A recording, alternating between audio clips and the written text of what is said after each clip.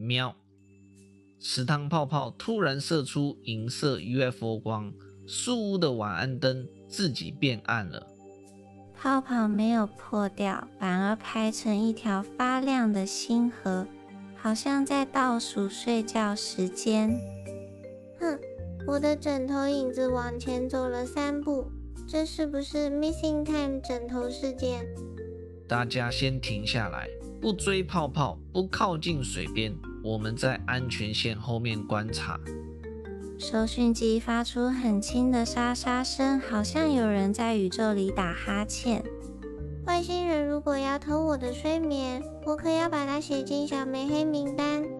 今天的牛题是晚安星空密码，也是一堂好好睡觉的健康课。可是我还不想睡，银色光看起来像要带我们去冒险。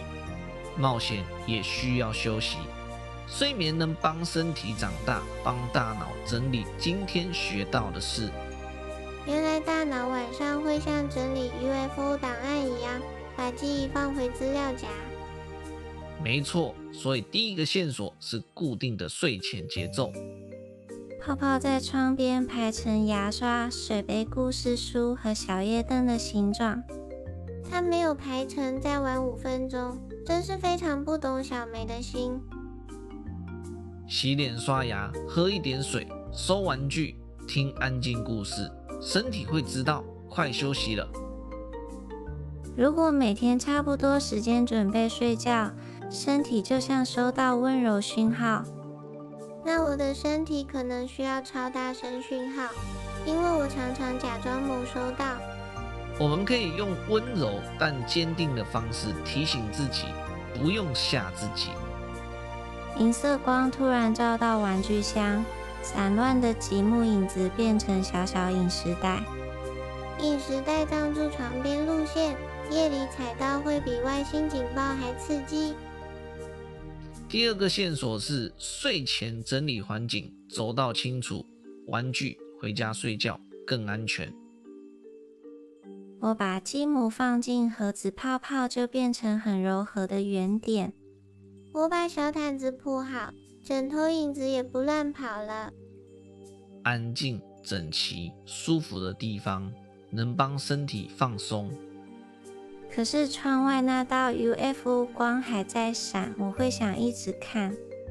第三个线索是睡前少看亮亮坟墓和刺眼光，因为眼睛会以为白天还没下班，对不对？对，太亮的光可能让身体比较难进入睡眠模式。那我们把大灯关小，只留安全的小夜灯。我也把剪泥板收起来，不让它在床边偷偷招手。很好，睡前可以选安静活动，不玩太刺激的游戏。收讯机声音变慢了，沙沙声像在说：呼吸，呼吸。外星讯号竟然在叫呼吸，这比数羊还宇宙。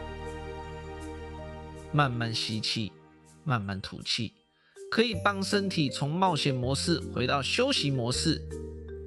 我吸一口气，想象银色泡泡变成柔软月光。我吐一口气，想象今天的吐槽也盖上小被子。如果心里还有担心，可以告诉大人，或把明天再想的事放进晚安盒子。泡泡现在分成3颗，分别停在我们面前。我的那颗泡泡里有小小的闪电，是不是代表我还太兴奋？睡前不要让心情冲太快。我的泡泡像柔软云朵，慢慢变暗。威廉的泡泡像一只猫掌星座，瞄得很专业。睡前让身体和心情都慢下来。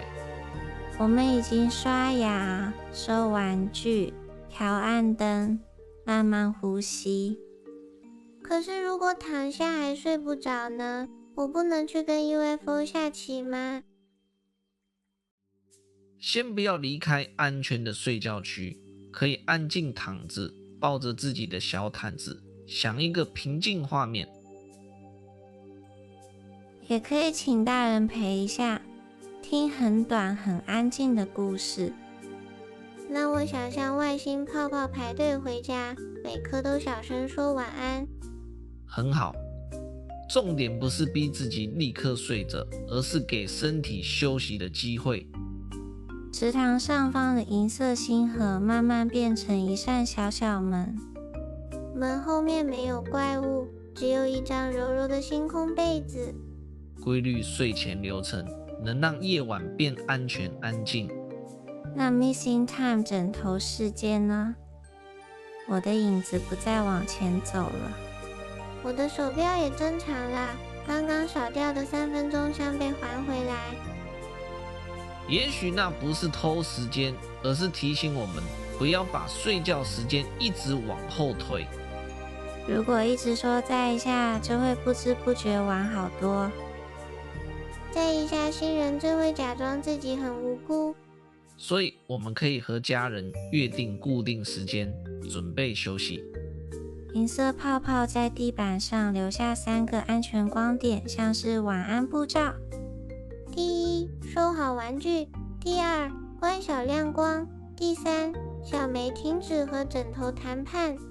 还有刷牙、洗脸、上厕所，听身体需要。今天的外星线索其实很温柔，它要我们保护睡眠。我承认，好好睡觉比半夜破解泡泡密码更聪明一点点。固定流程，整理环境，减少亮光，放慢呼吸。睡饱了，明天才有精神继续调查 UFO 线索。我会让吐槽也准时休眠，不让他在枕头上开演唱会。可是你们看，池塘最深处又亮起一个绿色圆圈，圆圈里没有字，却像一个会转动的早餐星盘。等等，早餐星盘？难道明天外星人要检查我们早上吃什么？也许下一个讯号跟有精神的早餐有关。我们明天再安全调查。观察员们，今天也谢谢你们陪我们解开晚安星空密码。拜拜，记得把再一下新人送回他自己的星球。喵，大家拜拜，今晚好好休息。下一集我们追查绿色早餐星盘。